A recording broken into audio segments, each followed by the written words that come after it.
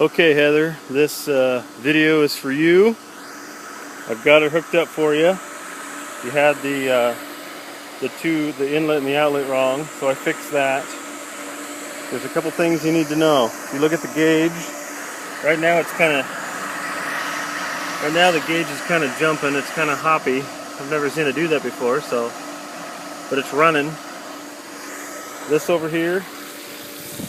Alright, I put this thing on here. This is just temporary. Alright, that just popped right off. What you need to do is get a hose that hooks onto this. I put that on there so it doesn't suck air. There was a little whirlpool going right here, and it sucks in air. And then when that gets air, I believe that's why it's bouncing. Okay? So that's just temporary. You need to get a hose that goes from this blue fitting over to this thing. And I tried to rig up a hose, but I couldn't get it airtight.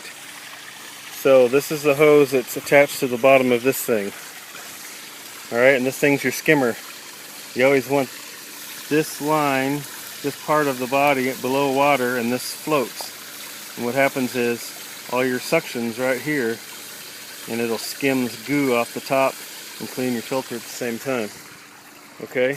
So you need to find a hose that goes from the bottom of that thing over to this piece. Alright? Like I say, this is just a temporary thing I did here. Okay. That's your outlet. It's spraying. And the reason it's doing that is because your pool isn't level. All the water goes to that end. So usually that thing is underwater. You can live with it. Operation of this pump. We left this pump running all day, all night. Usually. If you turn it off, then your pool turns green. And that's what's happened here. It happens. Those chemicals from Deterdings, if you're doing that, we'll clean that up in about 2 hours, and all that green will be gone. When this gauge, when you can tell that the water's not coming out as fast, this is what the water should look like. That's how fast it should be coming out. If it's not, then you need to backwash it. There's a switch underneath this pump right here that turns the pump off. Alright, so the pump's not running. Alright, and when in normal operation, this should be on filter. We're going to backwash. Push down on this thing, turn it to backwash, lock it in a backwash, plug this thing in, and you had this on, but the hose is off. So I put the hose back on, and you've got that running into the bushes. Alright, so we're on backwash. That's plugged in. We're going to turn it on for 45 seconds. And when I turn it on, you'll see that this color, it was green coming out, and after there it's getting a little dark. What it's doing is kicking up all the stuff inside this gray tank. Now you can see maybe it's kind of going green.